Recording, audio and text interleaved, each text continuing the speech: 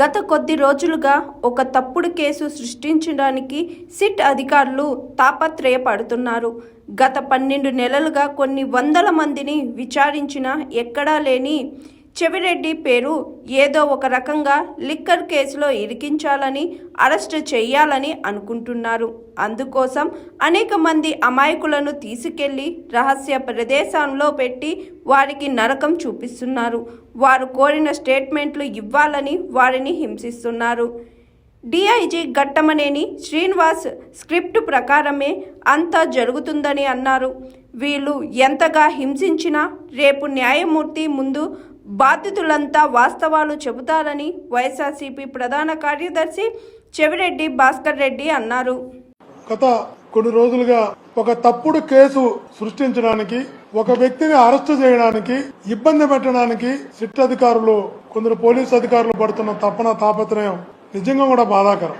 గత 12 నెలలుగా ఎప్పుడు కూడా ఎక్కడ కూడా కొన్ని వందల మందిని మీరు విచారించినప్పటికీ ఎక్కడా లేనటువంటి చెవిరెడ్డి భాస్కర్ రెడ్డి అనే పేరు, ఎప్పుడు ప్రస్తావనకి రానటువంటి చెవిరెడ్డి భాస్కర్ రెడ్డి అనే పేరును ఇప్పుడు ఏదో ఒక రకంగా లిక్కర్ కేసులో ఇరికించాలి, జైలుకు పంపాలి, అరెస్టు చేయాలి, ఇబ్బందులు పెట్టాలి, అన్ని రకాలుగా అతన్ని ఇబ్బంది పెట్టి వేడుక చూడాలనుకుంటున్నారు.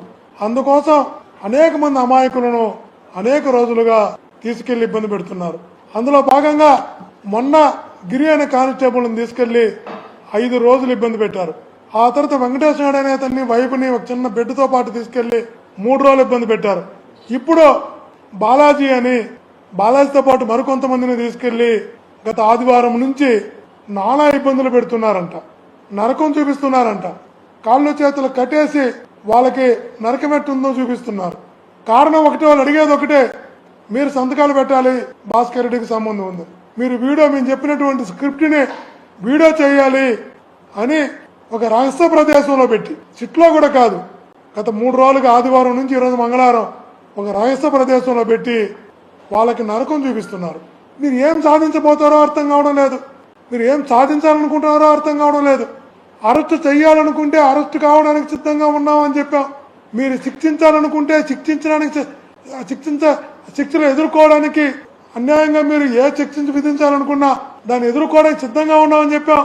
మీరు జైలుకి పంపాలనుకుంటే మీ సిట్టి కార్యాలయానికి వస్తాం, అరెస్టు చేసి జైలుకి పంపండి అని చెప్పాం.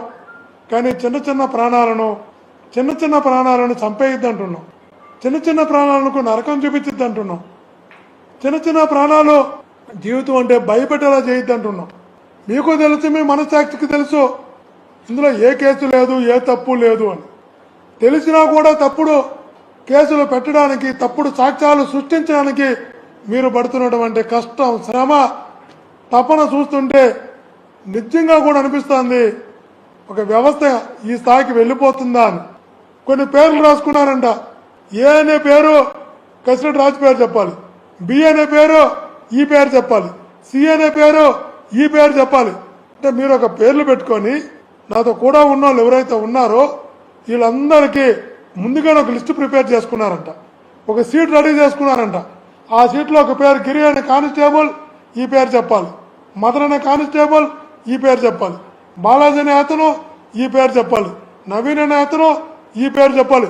ఇలా ముందుగానే ప్రిపేర్ చేసుకొని ఆ ప్రకారము మీరు కొట్టి, బెదిరించి, భయపెట్టి, నరకం చూపించి వాళ్ళ చేత ఆ పేర్లు చెప్పించుకునే ప్రయత్నం, వాళ్ళతో సంబంధం ఉండదని చెప్పించుకునే ప్రయత్నం, తద్వారా కేసులో ఇరికించి జైలుకి పంపించాలనే ప్రయత్నం. ఇంత అన్యాయం కదా, ఇది అధర్మం కదా. ఒక స్క్రిప్ట్ రెడీ చేసుకునే స్క్రిప్ట్ ప్రకారం వాళ్ళందరి చేత బెదిరించి ఏమి తెలియని అమాయకుల్ని మీరు నొప్పిస్తున్నారు, కష్టపెడుతున్నారు, నరకం చూపిస్తున్నారు. ఖచ్చితంగా చెప్తున్నా, ఈ పాపాలు ఊరికే పోవు, ఈ పాపాలు ఎవరికి కూడా ఊరికే పోవు. ఘట్టమనేని శ్రీనివాస్ అనే అతను ఇక్కడ ఎస్పీగా పనిచేశారు, సిఎస్ఓగా పనిచేశారు, డిఐజీగా వెళ్లారు.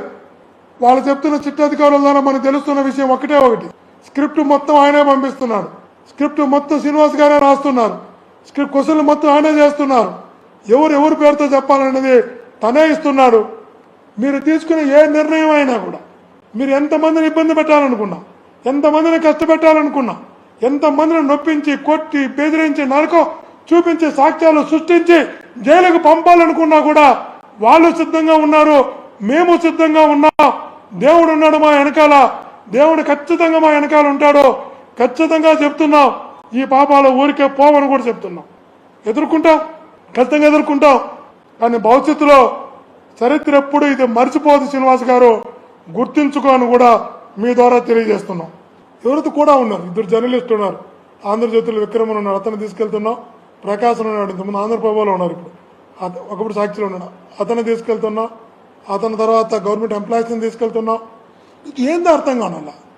కానీ ఒక్కటి మాట నిజం, వీళ్ళందరూ కూడా రేపు ఖచ్చితంగా న్యాయమూర్తి ముందు నిలబడి వీళ్ళు పెట్టిన ప్రతి టార్చరు చెప్తారు. ఖచ్చితంగా వీళ్ళు పెట్టిన ప్రతి టార్చర్ న్యాయమూర్తి ముందు చెప్తారన్న విషయాన్ని గుర్తు చేస్తూ ఏబిఎస్ కార్పొరేషన్ కూడా వాళ్ళ కుటుంబ సభ్యులు ఆందోళనతో వేయబోతున్నారన్న విషయాన్ని కూడా తెలియజేస్తుంది. హాయ్ ఎవ్రీవన్, నేను మీ Pavani. Please like, share and subscribe GRTV. Hi, I'm Jyoti Singh. Please like and subscribe GRTV channel. అందరికీ నమస్కారం, నా పేరు Sambit. Please like and subscribe GRTV. Thank you.